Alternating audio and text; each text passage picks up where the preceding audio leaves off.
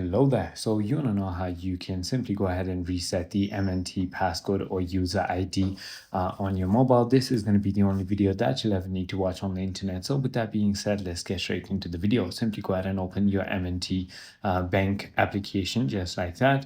And now all you need to really do is simply go ahead and click on Help with User ID or Passcode button on the bottom. And as you can see, it says Reset Passcode right over here.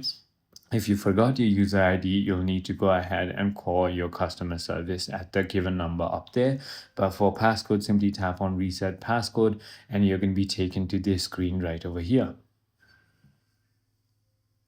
And now on this screen, all you need to do is enter your user ID, enter your social security or tax identification number, and then they'll send you a verification code to your registered account or phone number, and then simply go ahead and change your passcode. It is as simple as that. I hope this video clarified everything for you. If it did, hit that like button and I'll see you on the next one.